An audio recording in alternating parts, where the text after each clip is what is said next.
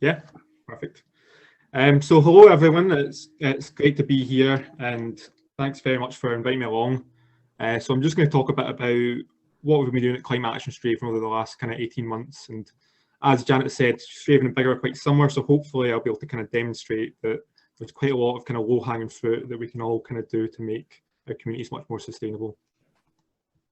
So establishing the charity, so CAS was started up in late 2019 after our chairperson, Tom Barber, put out a message on Stravan Facebook to say he was concerned about climate change and what it would mean for his teenage daughters, and he wanted to know if anyone wanted to meet up and discuss what Stravan could do as a community to take local climate action. So at that meeting, there were maybe 10 attendees, much like tonight. And they kind of agreed to set up CAS as an entity, which in the first instance was just about raising awareness through social media and basically being a kind of local campaign group. And as things progressed, it was agreed within the group that becoming a registered charity would allow CAS to kind of broaden its capabilities and, importantly, kind of gain access to some funding to get some different projects happening. So kind of the 5 current trustees, 4 were attendees at that original meeting. And it was on the 20th of January 2020, we became an official Scottish charitable incorporated organisation and set our constitution, our charitable mission as being firstly was the advancement of citizenship and community development, and secondly, the advancement of environmental protection and improvement. So our first steps were really all about getting ourselves known in the community and trying to engage as many people as possible. This meant setting up a CAS stall at any and all local events, including things like Reindeer Day and business fairs. We conducted a week of events with different focuses each night on different kind of climate topics like energy, food, transport. We also conducted a survey of the community to see what people's attitudes and concerns were relating to climate change. From this, we produced our manifesto, which outlined our kind of approach and our top 10 project focuses. This is still available on our website, so please do go and check it out. But it's very much due an update, which we're kind of planning to do around COP26, when a lot of kind of attention will be on climate change within our community. So this slide is just kind of broadly an overview of what CAS's activities are, which can be put into these kind of 3 broad categories. The first of which is our projects, which has been the bulk of what we've been doing so far. These have largely been focused on transport initiatives, as that was the kind of main area of concern that came out of the community consultation. But every project that we aim to do is always about promoting more sustainable living and building kind of social cohesion in Stravan. So kind of in my head, whenever we start a project, we want people to think that they would, regardless of what they think about climate change, they should want to support it anyway, because ultimately it makes Stravan a nicer place to live and it makes Stravan community much closer. So the second aspect of what we do is campaigning and activism, which is very much about kind of responding to local and national climate issues and allowing community voices to have that kind of collectivist power to lobby councils and national governments. And then the third is to being able to provide education and advice to people and businesses. That means kind of holding events, connecting with schools, making sure that people know that they can come to us for informal advice on any sort of green issue that they want to come and chat to us about. So I'm just going to go into each of these in a bit more detail and kind of highlight the specific things that we've actually done over the last 18 months. So one of the very first projects that we managed to get set up and running was our bike repair shop, which is located at the Stravan Town Mill Arts and Heritage Centre. So in order to get this set up, we were fortunate enough to access £1,000 of funding from each of Solwec, which is Spirit of Lanarkshire Wind Energy Corporation, and also Kitmuir Community Wind Farm Fund.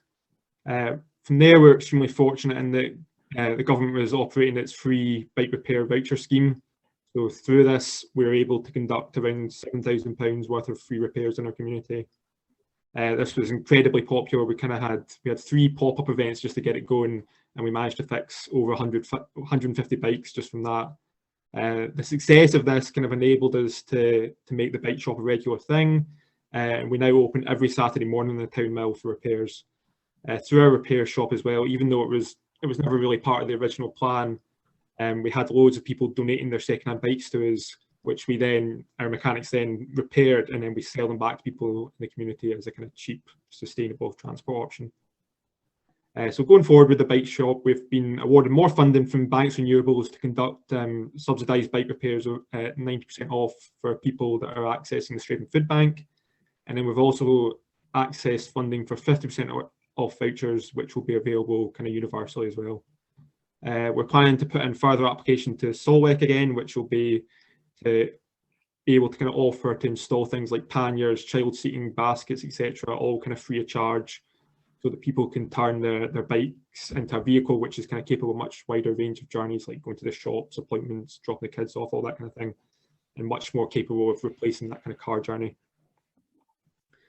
So the next one, which has been a really massive one for us, is opening our Eco Hub, and this has been kind of the root of so much more additional activity. So we opened at 5 Green Street in April, which is where the post office in Stravan is located. And this is where myself and my colleague Sarah both work out of as the two kind of CAS project workers.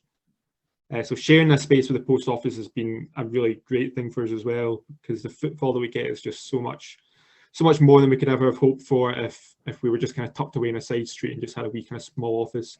We actually counted it one day, and there was over 200 people just coming in and out of the post office in the space of about 4 hours. So that's 200 people that you would never normally get to access and talk to about climate change. And it's the demographic of people that go to the post office as well are the kind of people that you can't really reach online as easily. So it's been really, really good for us. So this space is, as I said, kind of been a springboard for other projects, which I'm going to get onto in a bit. But the space is also so big that we've been able to kind of welcome in other community groups and support and community support initiatives. So we now have a dry food pickup point for the Stravan Food Bank. We also have the Stravan Museum Trust joining us in a couple of weeks' time to set up a display. We've drafted plans as well to open up our toilets to the public after our old ones were closed down by the council, much to the dismay of most people in the community. And then just this week as well, we've had Time to Fill set up in shop, which is a zero waste, eco-friendly, locally sourced food and home product shop. Space has also been really good for kind of holding events, which COVID has definitely impacted, but we had our first one since COVID last night, which was just about kind of getting the ball rolling for organising Stravan for COP26. So in May, we launched the Stravan Car Club, which we operate in partnership with CarShare UK. They provide an online booking platform and keyless technology that makes it kind of super easy for people to rent, and also means very little work for us to administer. It also means that all people need to do is show up to where the car is parked, and they can unlock and start the engine with their phone, which can be a bit confusing for some people at first, but once they use it, it's so easy. The kind of aim of this project is to promote car sharing within Stravan, which would ultimately cut down on the number of vehicles on our really, really busy roads. The Car Club gives people 2 options to achieve this. So one is that they can not own a car and just rent one through the platform for reasonably cheap on the days that they actually need one. And then the alternative option is also that they can list their own car on the platform and then make some money off it when they're not using it. And there's some research done by Como UK that indicated for every car part of a car club, it reduced the need for 14 privately owned cars. So right away, you're getting a lot of cars off the road.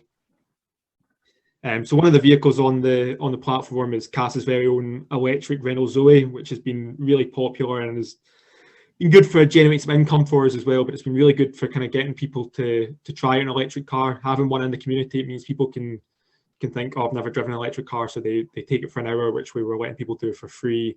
And then quite often they'll encourage them to go out and buy one themselves if they're in the position to do so. So the next one is our electric bike hire scheme. So we currently have 7 Rally e-bikes, which we rent out for significantly cheaper than what the market value would be. We very much incentivise our pricing structure, people taking them for an extended period of time, like at least a kind of week or a month. It's because the ultimate aim of the bike sharing is that we want people to kind of replace their unnecessary car journeys with e-bikes instead. And if we can get people to take them for that longer period of time, then it really enables them to kind of try different everyday journeys and see how they can replace their cars. And we've definitely kind of found that once people give them a go, they absolutely love them, and then they want to buy one, which is brilliant. And also, what's been a massive gift in this project is having the bike repair shop, because it means that what would normally be quite a significant cost in terms of maintenance, we're able to now all do it in-house, and it means that we can keep rental prices really, really low for people. Another project is our e-cargo bike delivery service, which we offer to all our local businesses so that they can provide near zero emission deliveries to their customers. So we got our cargo bike on loan from Energy Saving Trust, and it's due back in November, but we're very much hopeful that they'll just let us keep it. This project was quite difficult to get rolling in the first instance due to the pandemic, and most local businesses have been closed for 6 months. So we have in the last couple of months managed to get a lot of traction going with it. So we now do deliveries for the florists, as you can see in the picture, and I'm now the best flower delivery boy in town. We've also been doing them for Roasted Cafe and the Number 40 gift shop. We're hoping to expand this project by adding another cargo bike, and then also looked at setting up an app where people can order a whole range of local products that can be delivered by cargo bike. So that summarises the kind of active projects, but in the pipeline we have a project setting up a local not-for-profit company to conduct deep energy retrofitting of homes. And our eco hub as well, because it used to be Nisa supermarket in there. It has a big walk-in fridge at the back. So we're currently waiting to hear back from a funder to see if we can get funding for a community fridge project, which would kind of seek to reduce wastage from the local kind of supermarkets and shops, and kind of redistribute that people in need in our community. A big one as well is our kind of Stravan buses project that we're aiming to get set up, and that would allow us to operate a direct bus service from Stravan to Glasgow. So I don't know how similar Bigger is, but we're pretty much kind of cut off in the world in Stravan. So this is one that has a lot of demand in the community and make a real difference. It's been quite a difficult one to navigate the buses. There's a lot of regulation there, but we've applied for a license to be able to operate bus routes. We've had some discussions with SPT, and we're hoping we're kind of got the ball rolling, and we've got a kind of broad outline of a project and how it all work. The next area of what CAS does is our campaigning and activism. So as I kind of mentioned, this has been restricted significantly by COVID, which is probably why we're focused so much on getting the projects I just mentioned up and running. However, since the start of CAS, we're involved in the climate strikes in Glasgow, which we then replicated in Stravan. And the central point in campaigning and activism is that direct action absolutely works. And what we saw after the climate strikes was councils across Scotland and the Scottish Government declaring a climate emergency and kind of starting to take the scale of action required. The lobbying of politicians has also been a huge part of what we try and do. In the lead up to the Holyrood elections, we had public Zoom meetings with all our local candidates, which Eric will be able to tell you about. As you probably know as well, our MSP, Mara McCallan, is the Environment Minister. And then one of the other candidates, Claudia Beamish, is the Labour spokesperson for COP26. So there's a lot of potential there to have significant influence over these people if we get our kind of communication right. And having these meetings, we're very much hopeful that the grilling some of them were given by CAS members will be ringing in their ears whenever they make important decisions about the climate. The whole point of this, I suppose, is that even if we do everything perfectly in Stravan and become some amazing green utopia, it's not going to save the planet, and ultimately we need political leaders to take the sort of scale of action that's required. And now that social distancing rules have been relaxed, it's meant that we have been able to start amping this part of what we do up again. We had a protest last Friday in Stravan near the castle, and then, as I mentioned, we also had a public meeting last night to start organising what we're going to do in terms of campaigning in relation to COP26. So the next part of CAS's activities is our education and advice. So this is about educating people about the urgency of the climate crisis, and also make sure that people know that it's not all doom and gloom. There's so much that we can do in our communities, which is not only good for the planet, but good for our communities too. And this as well, I think people generally want to do the right thing when it comes to making individual choices that are good for the planet, but they just don't necessarily always know what they are. I think the role of CAS needs to be making those good, positive changes really accessible to people. Our Eco Hub has been great for this, because it really enables people to come and visit us whenever and ask us things about, like, ask us questions about buying an electric car, retrofitting their homes, and then like green suppliers, all that kind of thing. Something that we're keen to do as well is make connections with the schools in Stravan. We've kind of failed thus far just because, well, understandably, the schools have been very much under the cosh with dealing with COVID. But we're starting to make inroads there, and we've had recently we've had some of the people writing some columns for us in the local paper about climate change and all that kind of thing. And I suppose the long kind of term aim of here is that at our protests, it's generally the kids that are the most enthusiastic, and if we can work with the schools to give them some sort of influence over the local climate action, and it means that hopefully they'll continue that into their kind of adult life. So this is just a kind of overview of our strategy at CAS. So the first is making sure that we get our communication right, and that's kind of by ensuring that all our narratives of climate action are always positive ones that kind of highlight the good things that we can do. Our chairperson Tom has access to our Facebook page, and sometimes his posts are a bit doom and gloom, which whilst there kind of might be an element of truth to how urgent things need to be done and how bad things could be if we don't do anything, ultimately it switches people off, and you need to make sure that we're always kind of making sure people know that taking climate action is a positive thing. It can have positive consequences.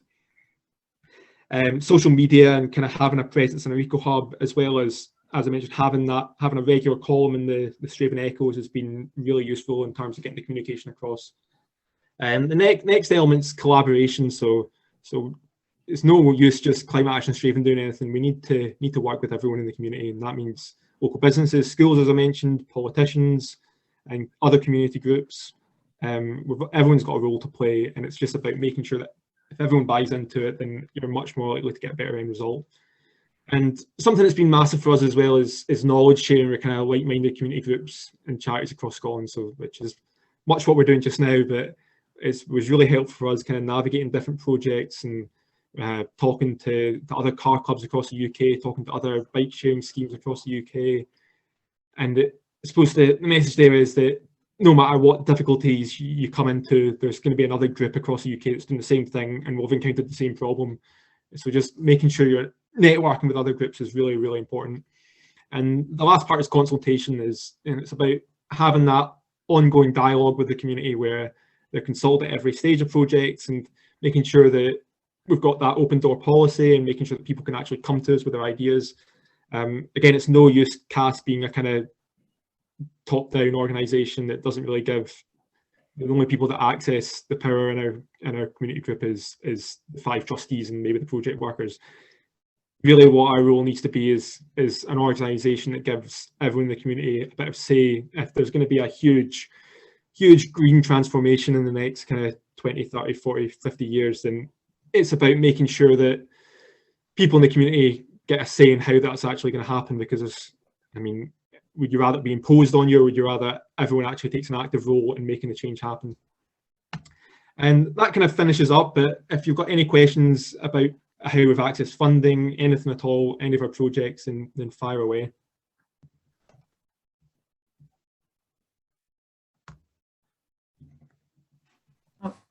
I know I've got loads of questions, but I'll let anybody else, anybody would like to go first with a question, or I can fire a question in, I think, while anyone else is thinking about it. So, one of the questions which I think I sort of touched on when we were chatting at the beginning was funding, and a little. I think you gave quite a bit of information actually there about which funds you'd used. And I guess the other thing, you're set up as a SCIO and you've got 5 trustees. Have you got a wider membership of some sort as well, or is it just kind of a loose structure where people can people that like the Facebook page are kind of members, and or how is there a mechanism where the trustees get elected, or Yeah, so I'll start with the funding. So the main issue with funding is it's hard to get that core funding in terms of restricted funds. There's loads of funds out there to get projects up and running, but you need that core funding to be able to hire project workers, get the eco hub up and running, all that kind of thing. We were lucky enough to get Paths for All funding through Transport Scotland, which has enabled us to do it for this year, and it looks like we'll get funding for next year. But our long-term strategy really is becoming self-sustainable after 2 years in terms of the core funding, and that's the difficulty. But there's always pots of money there to access for projects. In terms of the kind of CAS membership, this is actually something we were talking about last week. Within the kind of constitution, technically the trustees are the members, but that doesn't mean that we can't have a wider CAS membership. So loosely over the past 18 months, the CAS membership has been a kind of group of about 30 people that were in a WhatsApp group, which are really keen supporters. On the Facebook as well, we've got maybe 600, 700 people that like it, and same on Instagram and that kind of thing, who are kind of fans of what we do and get involved here and there. But what we're looking at doing now is setting up a kind of official CAS membership. And it's that way of, after the pandemic, now that we can actually have those public meetings, it's about kind of trying to get more people in the community involved in the kind of decision-making processes. Because during the pandemic, although we had the kind of Zoom meetings, which it's restrictive in terms of not that many people are ever going to attend a Zoom meeting because people don't like technology or a whole multitude of reasons. But in that way, it was mainly just the trustees and the 2 project workers, and then maybe 1 or 2 other people that were generally deciding what we did. So we were deciding what project we would start, what decision making we would make over all sorts of things. But now we had a discussion last week, and now that the social distancing is eased off and people are starting to become a lot more active, we really want to expand the amount of people that have a say in what we do and become a much more kind of democratic organisation. So we're not allowed, I don't think because of the constitution we're allowed to term it officially as a CAS membership, but I mean it might be something we need to figure out the wording, but it'd be like CAS support or something like that.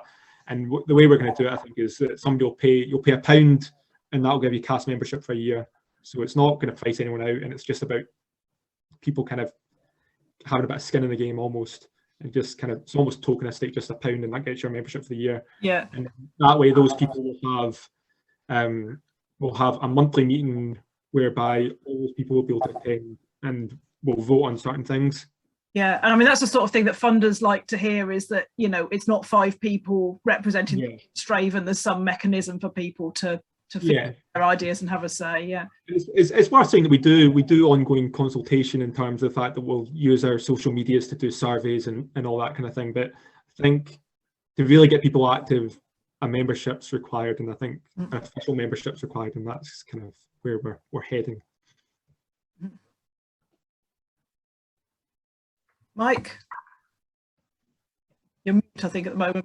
Yeah, there we go. Can I just say, well done, Arthur. Well done, Stravan. I'm just blown away by all that you're doing. And I really like the point that you made about being positive. I think that's really, really important to get people on board. Yeah, it is a depressing situation, but I think most people know that. And we just need to be positive, I think. So well done. Thank you. Thank you very much. Yeah, I think on that, it can't really be it can't be overstated. Like, just be as positive as we possibly can about talking these things, because so many people you talk to just switch off as soon as you talking negatively about climate change. It naturally turns people off, and people kind of have quite busy lives and have all sorts of other worries, and you can't really throw climate change onto one of them. Although it is very urgent, we need to make sure you're communicating that if we do all these projects in Stravan, it's not a sacrifice for people. It's actually something that's going to enrich their lives. How easy did you find it to work with, well, South Lanarkshire Council and SPT? Because I know they're, well, say on the transport front, organisations that, you know, from time to time we've had discussions with, usually when there's a crisis, I must admit, but you know, that to try and get SPT to sort of look beyond getting a contractor to run a bus route and look at community transport, and you know, it's been quite, well, the discussions we've had, and it's been quite difficult to get them to think outside the box. So did they have a light bulb moment, or yeah, so it's both South Lanarkshire Council and SPT. The people there's lots of really helpful people at South Lanarkshire Council. We've talked to the sustainability team, Leslie and Julie. It's also Kenny Lean, who's one of the rural development managers, who's massively helpful and tries as hard as he can to think of new. Yeah, Kenny's a good guy. Yeah, but it's very much, I think it's very much that councils are quite kind of rigid, follow the rules type of organisations, and in that sense, it's quite difficult to get them to do stuff. But the people are enormously helpful, I would say.